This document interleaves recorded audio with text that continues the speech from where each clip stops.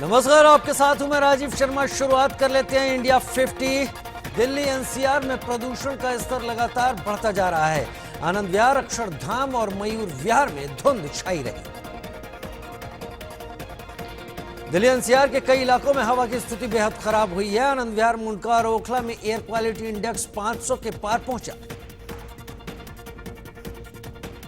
दिल्ली में प्रदूषण को देखते हुए सीएम केजरीवाल ने कहा, दिल्ली में इस बार भी दीपावली पर पटाखे नहीं जलेंगे। सीएम केजरीवाल ने कहा, पूरी दिल्ली की 2 करोड़ जनता एक साथ दीपावली मनाएगी। 14 तारीख को शाम 7:39 पर पूजा करने को कहा।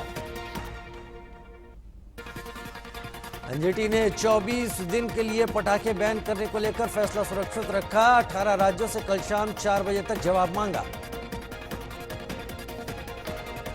कोरोना पर केंद्र और दिल्ली सरकार आमने सामने आ गए हैं। केंद्रीय मंत्री प्रकाश जावड़ेकर ने कहा, कोरोना की कोई तीसरी या दूसरी लहर नहीं है। केजरीवाल ने कल कहा था, दिल्ली में कोरोना की तीसरी या दूसरी लहर है। कोरोना के बढ़ते मामलों पर दिल्ली सरकार एक्शन में है। कोरोना की तीसरी लहर पर समीक्षा बैठक करने की तैयारी। कोरोना पर आज शाम 4 बजे केजरीवाल सरकार की बैठक है। बैठक में आईसीयू, बेड, वेंटिलेटर पर चर्चा होगी। देश में कोरोना के अब तक 83,64,000 से ज्यादा मामले सामने आए, जबकि 5,27,962 एक्टिव केस हैं। देश में पिछले 24 घंटे में कोरोना के 50,209 नए मरीज सामने आए हैं। देश में 24 घंटे में 704 मरीजों की मौत हुई। मौत का कुल आंकड़ा 1,24,000 के पार पहुंच गया।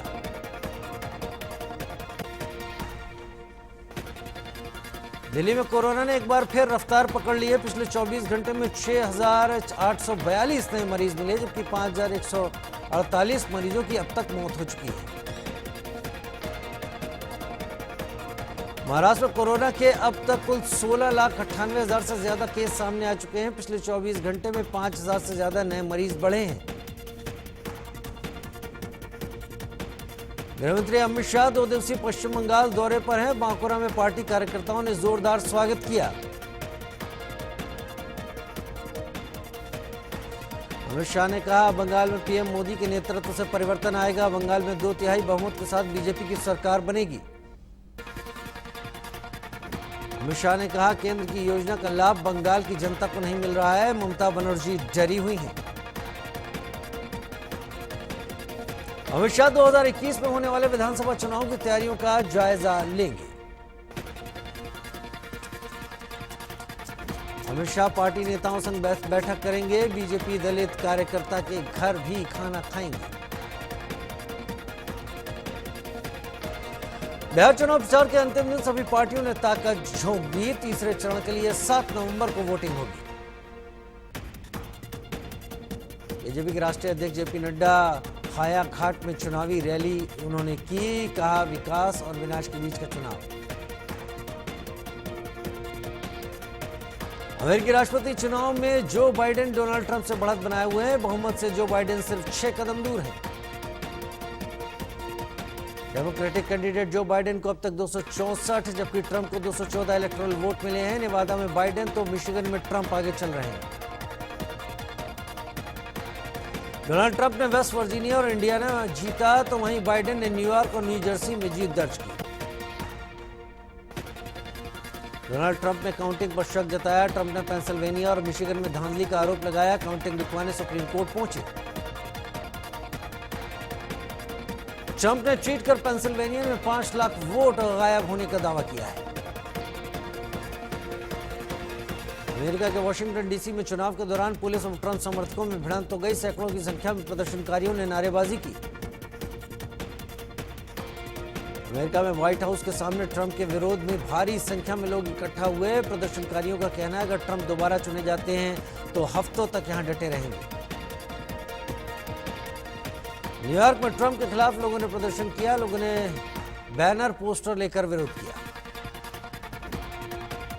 अमेरिका में काउंटिंग के बीच पोर्टलैंड में हिंसा हुई। काउंटिंग रुकवाने की कोशिश के खिलाफ प्रदर्शन किया गया। पोर्टलैंड में प्रदर्शनकारियों ने जमकर तोड़फोड़ की। पुलिस ने 8 को गिरफ्तार किया है। अमेरिका के राष्ट्रपति चुनाव में इस बार मुस्लिम वोटर्स ने रिकॉर्ड तोड़ वोटिंग की। Council on American Islamic relation के मुताबिक 69% अमेरिकी मुस्लिमों ने जो बाइडेन को वोट किया। दुनिया के सबसे खतरनाक लड़ाकू विमानों में शुमार राफेल की दूसरी खेप भारत पहुंची। इसके साथ ही भारतीय वायुसेना की ताकत और बढ़ी। 3 राफेल विमान बुधवार को रात 8:14 पर भारत में दाखिल हुए। फ्रांस से उड़ान भरने के बाद राफेल सीधे गुजरात के जामनगर पहुंचे।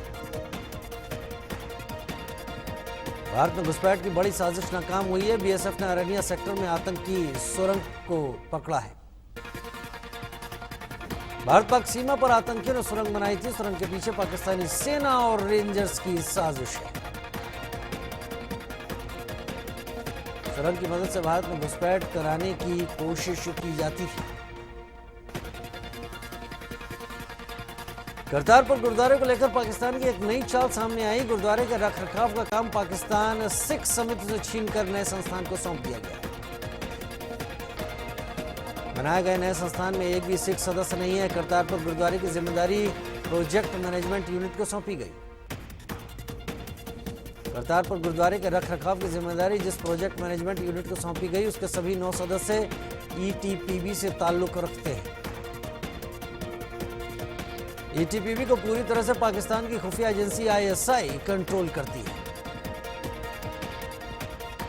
बिहार के भागलपुर में गंगा में नाव पलट गई। नाव डूबने से 5 की मौत, 15 की हालत गंभीर। नाव में 100 लोग सवार थे। अजरबैजान और आर्मेनिया के बीच जंग अभी भी जारी है। अजरबैजान ने आर्मेनिया पर आरोप लगाया कि उसकी ओर से कुर्दिश आतंकवादी युद्ध लड़ रहे हैं। फ्रांस के पेरिस में लॉकडाउन के खिलाफ विरोध प्रदर्शन हुआ। सैकड़ों की संख्या में लोगों ने प्रदर्शन किया, सरकार के खिलाफ नारेबाजी की।